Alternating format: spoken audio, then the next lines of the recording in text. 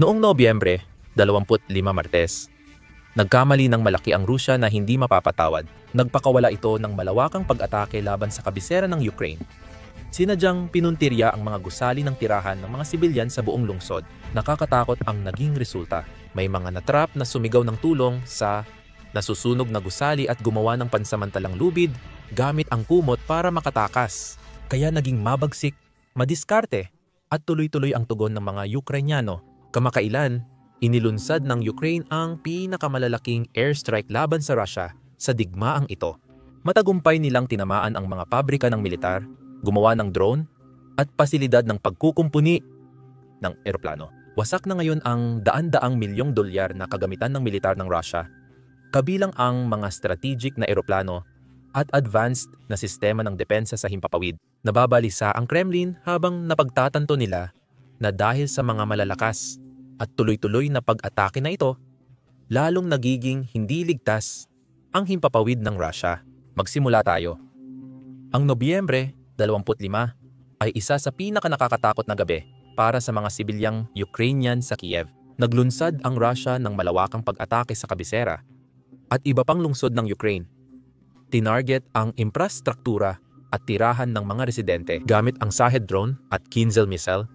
Nasanay na ang mga Ukrainian sa pag-atake ng Russia. Pero ang gabing ito ay talagang kakaiba. Tulad ng nakikita ninyo sa video sa inyong screen, ito ay isang karaniwang gusali ng mga sibilyan sa Kiev. Marami pang ganitong gusali ang tinarget ng Russia sa lungsod. Natutulog ang mga tao nang tinarget sila at naipit dahil sinunog ng mga drone ng Russia ang kanilang mga labasan. Pakinggan mo itong susunod na clip. Maririnig mo ang isang tao na sumisigaw ng tulong habang nasusunog ang gusali ng apartment.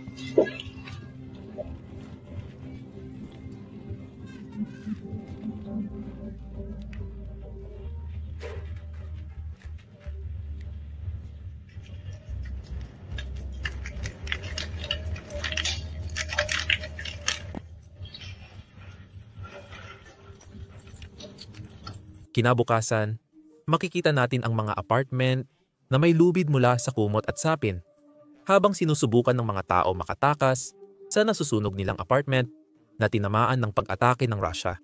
7 tao ang namatay at mahigit 20, kabilang ang isang bata, ang nasugatan. Patuloy pa ring iniimbestigahan ang kabuang bilang ng mga nasawi at nasugatan dahil nagpapatuloy pa ang mga pagsagip. Sunod, mayroon tayong clip ng mga residente na ini-interview kinabukasan matapos tamaan ang kanilang apartment.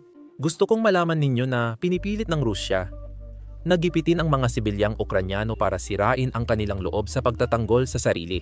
Sa totoo lang, ang pag-atake ng Rusya sa mga apartment ay nagkakaroon ng kabaligtarang epekto. Pakinggan ninyo. Nang tama ng gusali. Noong 2:00 ng madaling araw. Nakakatakot talaga. Tumakbo kami sa paradahan. Ilan kayo sa paradahan? Marami.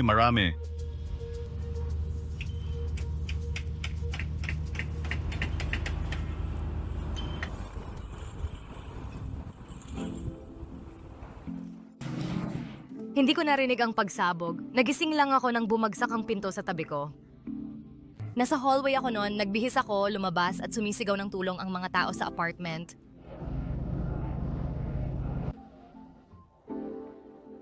Alam na alam namin ang psikolohiya ng mga ito. Hindi ko sila matatawag na mga Ruso, mga tao. Alam na namin sila, kilala namin sila. Sandata lang ang makakatulong, Ukraina. Slava Ukraina.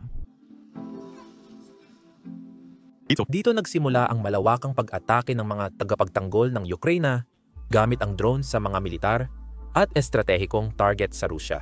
Ang pag-ataking iyon ay nagpapatuloy pa rin makalipas ang ilang araw. Ngayon, ang unang bugso, nabanggit na natin ito dati. Pero makikita mo lahat ng drone sa screen mo.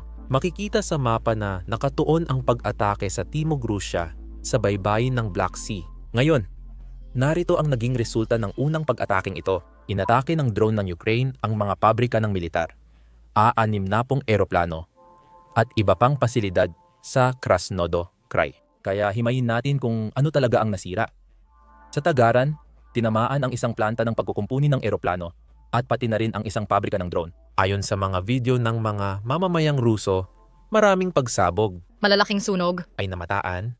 Ngunit ayon sa mga opisyal ng Russia, lahat ng drone Ay naitaboy. ay napabagsak ng depensa sa himpapawid ng Russia. Ngayon, natalakay na natin sa video kung paano nasira ang experimental na eroplano na A-6 Napu. Pero ngayon ay may bago tayong impormasyon. Malaki ang posibilidad na nasira ng Ukraine ang Ilyushin, 76 na eroplano, at tinarget din ang S-4 na Raan missile launchers para sa depensa sa himpapawid. Magulo ang gabi para sa mga Ruso sa rehiyon. Walang mas makakapaglarawan sa gulo ng gabing ito, kundi ang susunod na clip. Makikita nyo rito ang isang magkasintahan na nagmamaneho lang sa gabi. Tapos biglang nakita nilang na-activate ang mga Russian air defense mula sa kung saan. Pakinggan nyo ang naging reaksyon nila. Nakita mo ba yon? May mga pulang bagay na lumilipad, pare. Ang tawag dyan ay tracers. Grabe, ang sama naman yan.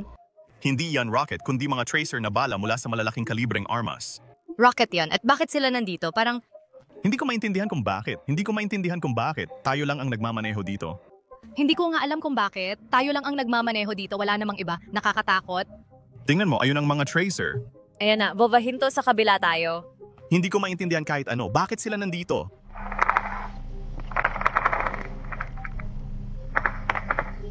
Tahimik? Hindi, patayin mo. Nakakatakot ito. Literal na tayong binabaril. Vova, umatras tayo. Son, Mag-reverse saan? Vova, tigil. Para sa iba, hindi ito malaking bagay. Tingnan mo ang susunod na clip.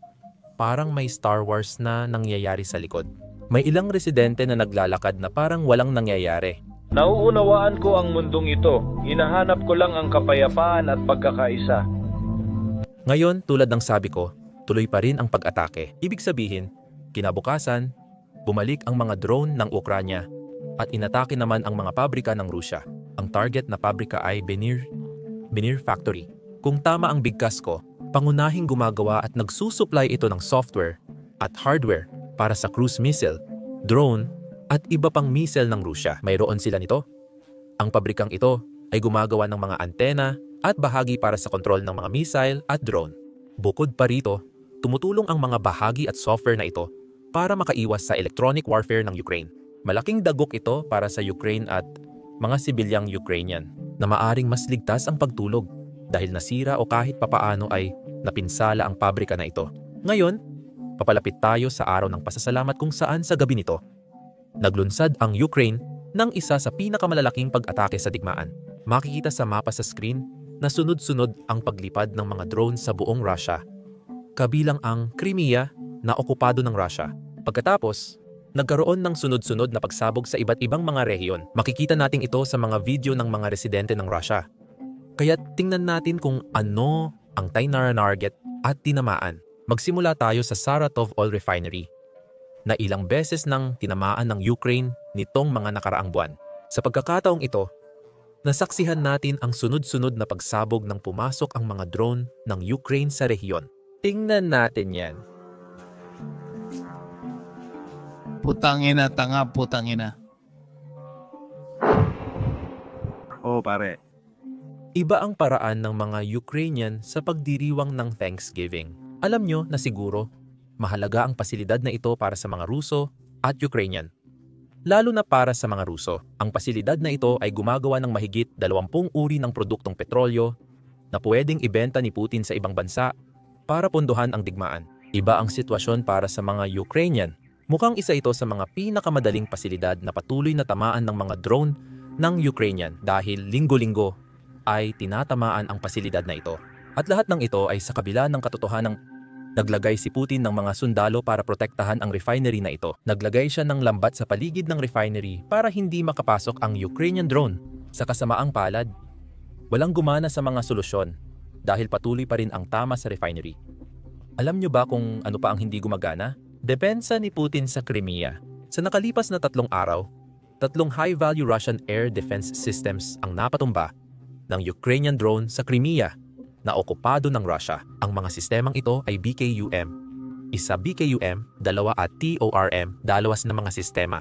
Pagkatapos ma-neutralize ang air defense, nagpatuloy ang Ukrainian drone at sinira ang mga storage facility o hangar na ginagamit ng Russia para mag-imbak ng long-range drone.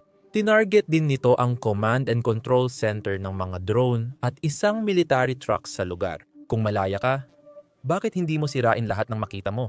Malinaw na tagumpay ito para sa mga drone at tagapagtanggol ng Ukranya dahil hindi kayang ipagtanggol ni Putin ang sarili niyang air defenses. Ngayon, kung babalik tayo sa mga hangganan ng Rusya, mukhang sinira rin ng mga drone ng Ukranya ang 500 kilowatt na substation sa Rostov. Ang substation na ito ang pangunahing supplier ng kuryente sa Timog Rusya at nagdudugtong sa Rostov grid sa Southern Power System. Ito rin ang nagdadala ng enerhiya sa Donbas at rehiyon ng Rosneft. Ngayon, tinatapos ko ito ilang oras lang ang nakalipas. Noong Biyernes ng umaga, mukhang tinamaan na naman ng Ukraine ang isa pang istasyon ng kuryente. Sa pagkakataong ito ay sa rehiyon ng Belgrade. At lahat ng ito ay dahil sa mga drone ng Ukraine. Tingnan ang resulta matapos ang insidente.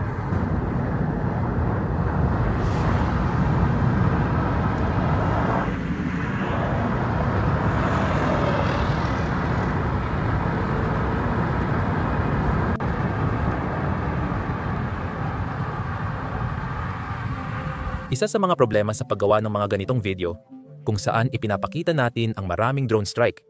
Kahit na walang nasasaktan na tao o sundalong Ruso, madalas i-demonetize o ilimitahan ng YouTube ang aming mga video. Noong nakaraang linggo, 4 naming video tungkol sa digmaan ang na-demonetize.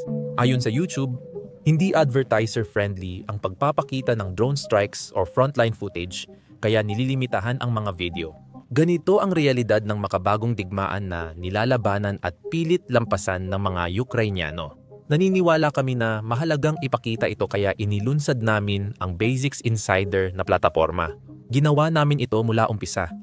Kaya walang limitasyon. Hindi namin kailangang i-blur ang mga drone strike namin, hindi namin kailangang i-blur ang mga kuha sa frontline, at hindi rin namin kailangang i-blur ang mga base ng himpapawid ng Russia na nasisira.